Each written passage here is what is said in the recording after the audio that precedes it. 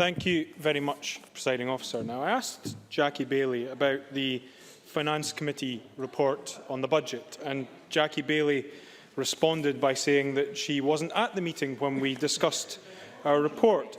Her argument is somewhat undermined by the fact that the Labour Party were represented at that meeting, and the Labour Party signed up to the recommendation on the Scottish rate of income tax contained within the Finance Committee report. However, there is one line in the Finance Committee report which the Labour Party did express dissent from, and it's this: "The committee therefore welcomes that the Deputy First Minister now supports index deduction per capita and recommends that this approach is agreed in the fiscal framework." That is the Labour Party opposing the very deal which would ensure that Scotland gets a fair settlement from the fiscal framework within the financial... I think it would be unfortunate for Jackie Baillie to try and explain the thinking behind opposing something at a meeting she was not present at. So at this moment, I will move on, because we took evidence as a committee on the Scottish rate of income tax. Stephen Boyd from the STUC said, "Our point is that at this particular moment in the economic cycle, having been through an historically unprecedented collapse in real wages over the past 5 years, 2016-17 is not the moment in which to increase taxes on the lower paid." Ruchir Shah of SCVO: "We do not need to increase taxes to invest in prevention. Prevention is something that can be done with budgets now. I do not think that we should look towards the new tax powers as a panacea and as the way to bring extra money into prevention. We need to look at our budgets independently of the tax system."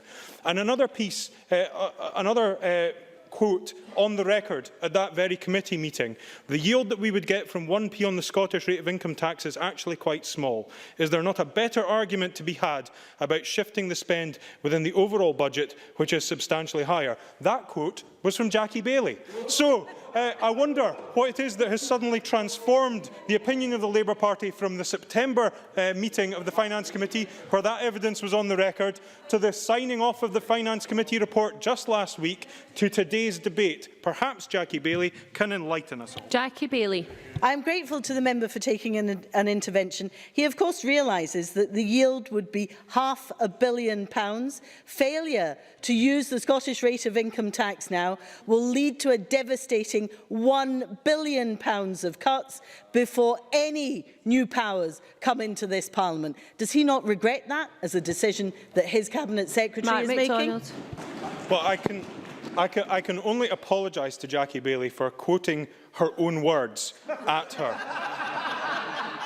that the yield we would get from 1p on the Scottish rate of income tax is quite small, and is there not a better argument to be had about shifting the spend within the overall budget? But if she wants to change her own position, that is a matter for her. The important element in relation... I'm looking to develop my comments a little further. The importance of this budget, Presiding Officer, and the point that was made by the Cabinet Secretary when he introduced the budget statement to Parliament, was about the need for public sector reform, the need to reform in which we deliver services, because we are in a period of ongoing Tory austerity at Westminster, and we are in a position where simply doing things the same as we have always done them is not going to be sustainable in the longer term. We have seen reforms in relation to police and fire. We have seen reforms taking place now in relation to health and social care. It is now time that we look at how services are delivered at a local level, drive forward the shared services agenda, which has been taken forward very well in some areas of Scotland. I think it would be remiss to suggest that some parts of Scotland have not taken a very strategic approach in relation to the shared services agenda. But it would be fair to say that a lot of local authorities are lagging far behind when it comes to looking at public sector reform and the shared service agenda.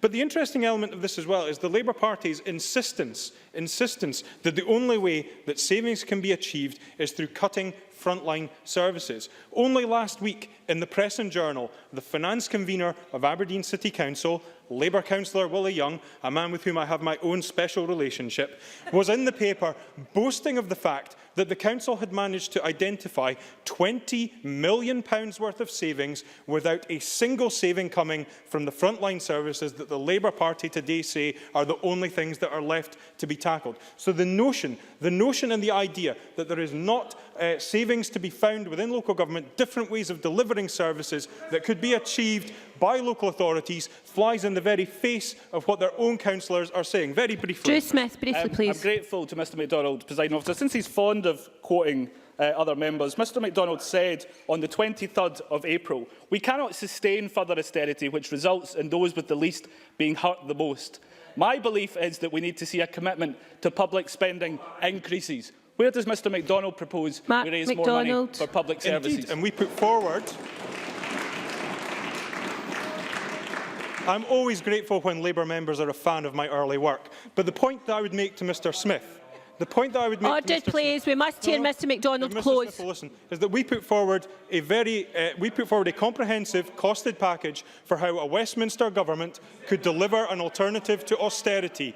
We did not get the result in the election that we were hoping for in relation to Westminster. Mr Smith's party certainly didn't, and that was what that related to. The point about SRIT, and the point where I have always been consistent about SRIT, is that I do not believe that it is right that the same increase on tax should take place on those on the basic rate as takes place on the higher rate. Mr McDonald, the Labour Party disagree with me on that. I suspect the public will disagree with the Labour Party on that.